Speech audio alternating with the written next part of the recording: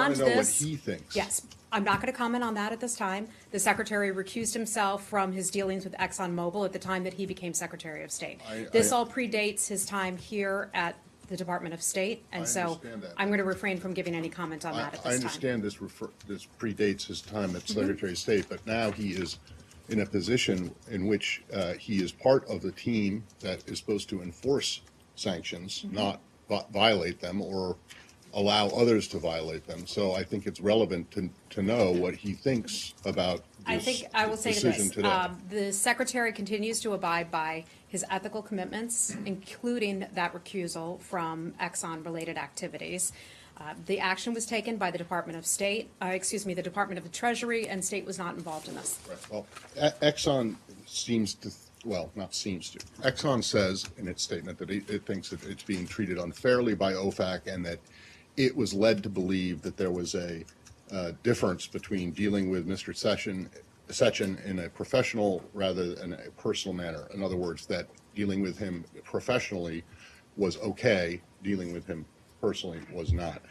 Does the Secretary clearly? You mentioned OFAC, the Office of Foreign Assets Control. That is under Treasury, so I can't comment on anything. Clearly, the Secretary, who was the CEO of Exxon at the time, would have known that. And in fact, OFAC, in its ruling, says that Exxon's senior most executives knew of Sechin's status as an SDN when they went ahead and did these deals anyway. So that suggests, or it doesn't suggest, it says that Exxon didn't think Exxon knew he was a sanctioned person, but didn't think that what it was doing was a violation. Does the Secretary still think that? Matt, I hear your question. I'm not going to have any comment on the specifics that have come out of Treasury at this point.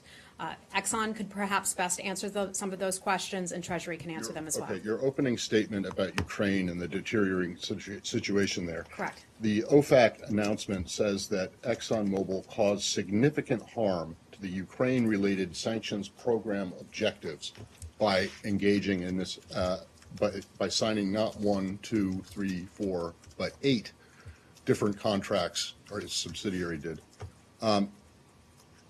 Is the Secretary committed to the sanctions program and the objectives of the sanctions program? I think the Secretary has been very clear not only about his support for the government of Ukraine, the support for the President, Mr. Poroshenko. I think that's incredibly evident by the fact that he just recently traveled over there. The Secretary had appointed Ambassador Kurt Volker to be a special envoy to handle Minsk and to handle the situation in eastern Ukraine. That's something that's extremely important to this building, this Secretary, Ambassador Volker as well. Right. And the overall administration. So I think our support of the Ukrainian government is clear. We had a good series of meetings as the President, Poroshenko, was here in Washington not that long ago, and then a really good series of meetings when they were in Kiev. And all of what you just said is true, which makes it all the more surprising that something like this would happen.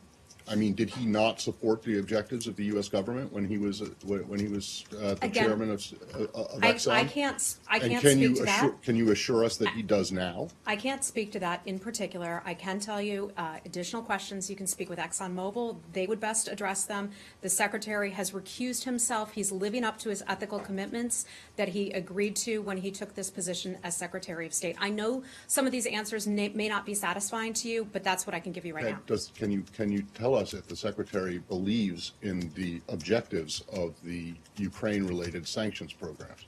I know that we have remained very concerned about maintaining sanctions. That will continue. We've been clear that sanctions will continue until Russia does what Russia needs to do. Right, he said that, but yes. I want to make. He said that while he was in Ukraine. It was a very powerful statement, which is why something like this. We have no change in we have no change in policy. So you can assure us that he remains committed to the objectives of the sanctions program Pertaining to Ukraine. Yes, that is correct. Okay. That is correct. Okay.